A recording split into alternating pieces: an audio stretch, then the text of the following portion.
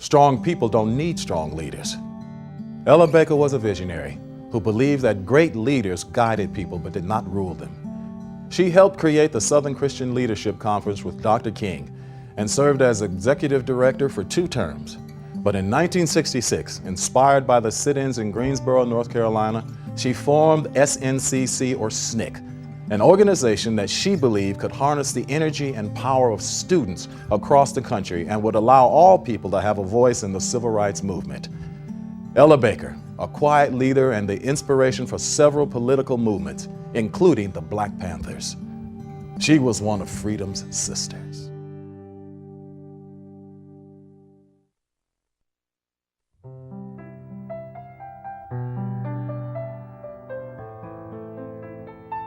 Excuse me.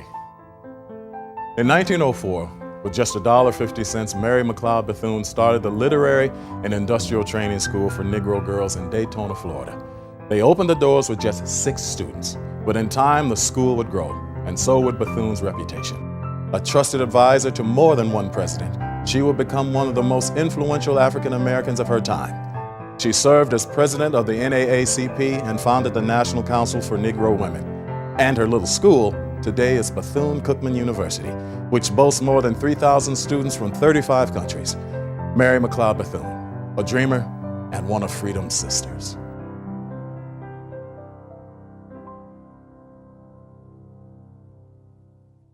In 1972, Shirley Chisholm launched her grassroots run for the White House.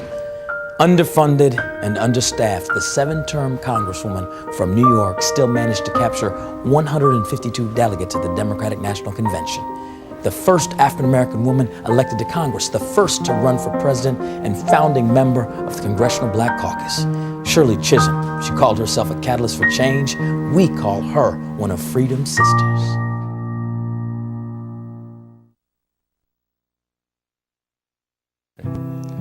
I have a great belief in the fact that whenever there is chaos, it creates wonderful thinking. I consider chaos a gift.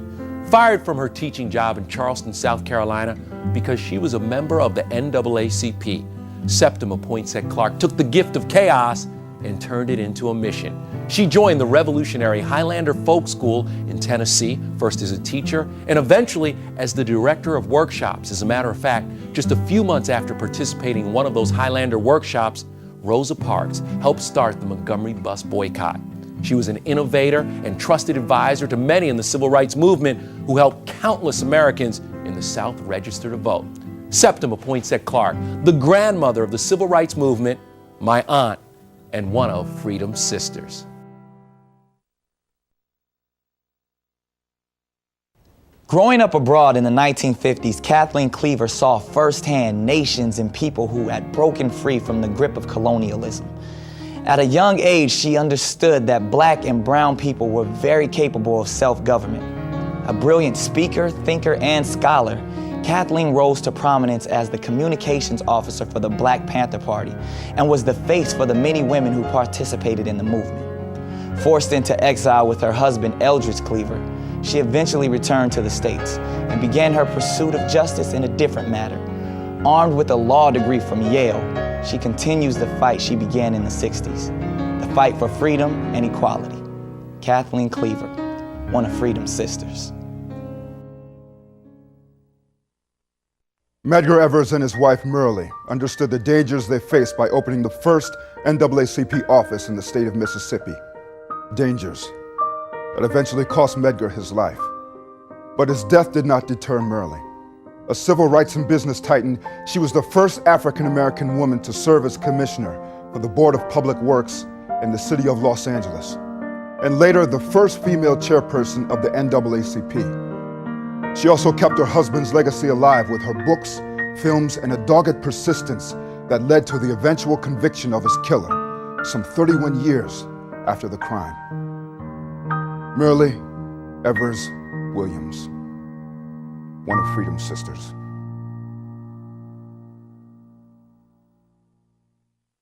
Beaten, harassed, fired from her job, Fannie Lou Hamer refused to back down from the racist forces at work in her home state of Mississippi. In the summer of 1964, she helped lead the Mississippi Freedom Democrats to Atlantic City with one goal: to be seated among the all-white anti-civil rights delegation from their state at the National Convention. At first denied, Hamer took her plea to the national stage, and in one of the great moments in political history, delivered a speech that still resonates today. Is this America, the land of the free and the home of the brave, where we have to sleep with our telephones off the hook because our lives are being threatened daily? Sick and tired of being sick and tired. Fannie Lou Hamer, one of freedom's sisters.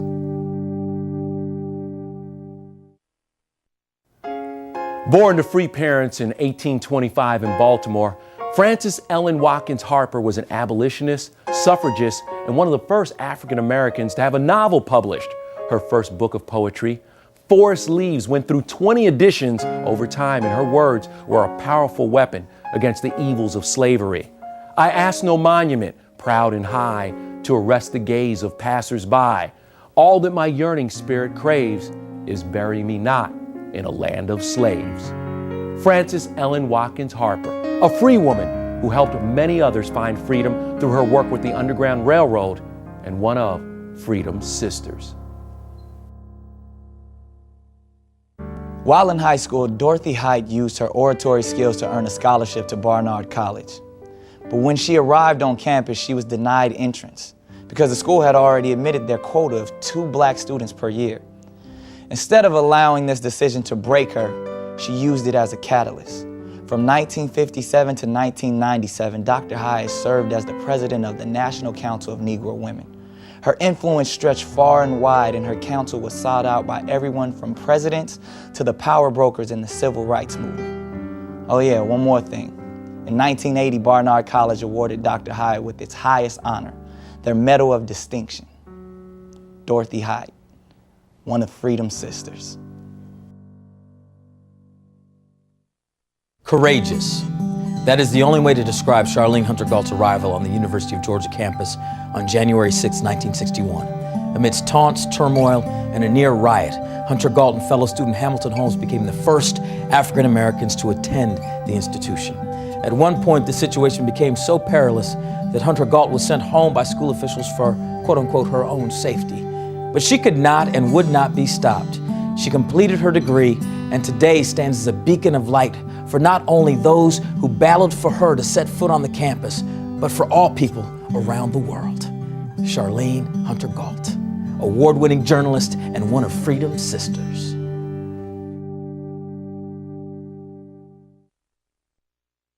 The 1976 Democratic National Convention, and for the first time in history, an African-American woman stepped to the podium to deliver the keynote speech. It was a watershed moment, and Barbara Jordan electrified the crowd and the country with what is considered one of the greatest political speeches ever. We believe in equality for all and privileges for none. The first black woman from a southern state elected to the U.S. Congress, she served 3 terms before health issues forced her to stop. Barbara Jordan, a political powerhouse and one of freedom's sisters.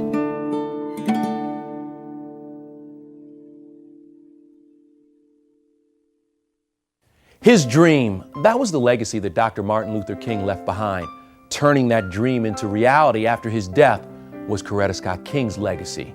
From the Montgomery bus boycott to the March on Washington, Mrs. King was the rock that supported her husband. And when he was taken from this earth, she stepped forward to continue his work. The force behind the King Holiday and the King Center in Atlanta, just to name a few, Mrs. King did not rest until her final breath.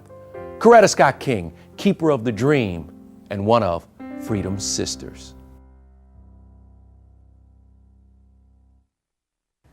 While Dr. King and others led the civil rights movement in the streets, Constance Baker Motley was at the forefront of the battle in the courtroom as a member of the NAACP's Legal Defense Fund and later as a federal judge. The first African American woman to argue in front of the Supreme Court, Motley was successful in 9 of the 10 cases she presented, and she wrote the original complaint in the landmark case Brown versus the Board of Education. The first African American woman elected to the New York State Senate, Constance Baker Motley spent her life in pursuit of justice and is one of freedom's sisters.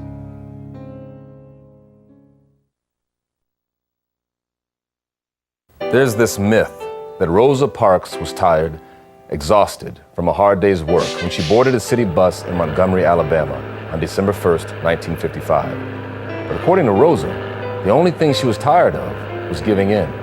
So when the bus driver told her she would have to give up her seat to a white passenger, Rosa Parks refused to move.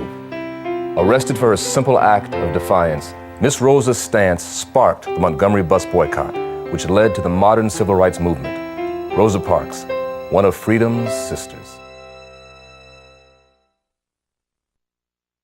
Inspired by the words of Malcolm and Martin, Sonia Sanchez, a poet and professor, has used her own words to help define and inspire an entire generation of African Americans. Sometimes angry, sometimes combative, her poetry is a beautiful, impassioned plea for justice. I say, come, wrap your feet around justice, I say, come. Wrap your feet around truth, I say, come. Wrap your hands and deeds around prayers, you brown ones, you yellow ones, you black ones, you white ones. Come, come, come to this battlefield called life. Sonia Sanchez, a member of the Black Arts Movement and one of freedom's sisters.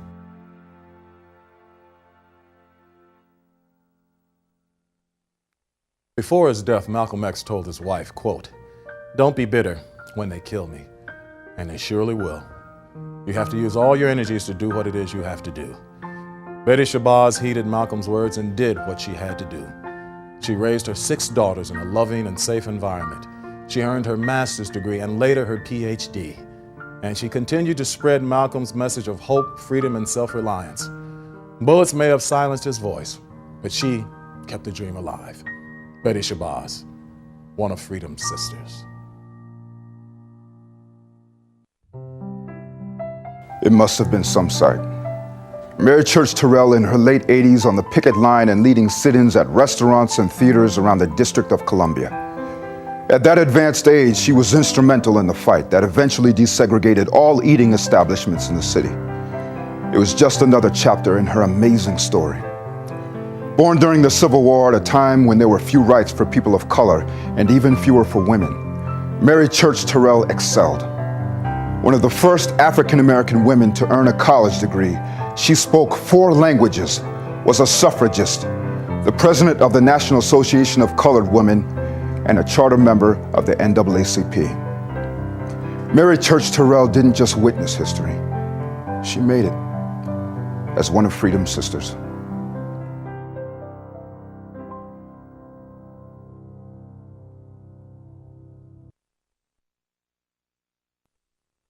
Her given name was Harriet Tubman, but the people called her Moses. And like her biblical namesake, she led people to freedom. It is believed that over an 11-year span, Tubman rescued more than 70 slaves during some 13 missions back into the southern Maryland area where she had been enslaved growing up. Riding the mythical Underground Railroad, she traveled by night, usually in the winter, in the bitter cold, yet she never lost a single passenger. Harriet Tubman, a freedom fighter, a freedom provider, one of freedom's sisters.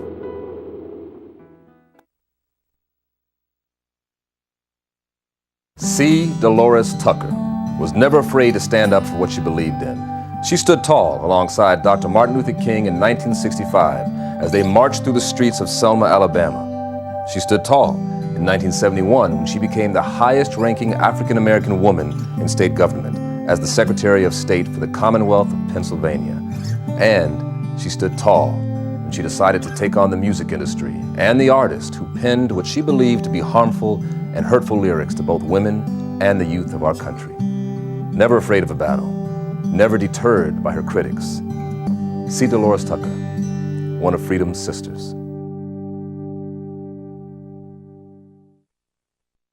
"71 years before Rosa Parks refused to give up her seat on a bus in Montgomery, Alabama, Ida B. Wells was dragged off a train in Memphis, Tennessee, when the conductor ordered her to give up her first-class seat to a white passenger. The single most powerful voice in the anti-lynching movement, Miss Wells was a fiery militant journalist who chronicled the atrocities that were taking place in America during the late 1800s. One had better die fighting against injustice than die like a dog or a rat in a trap. Ida B. Wells, a civil rights pioneer, and one of Freedom's sisters.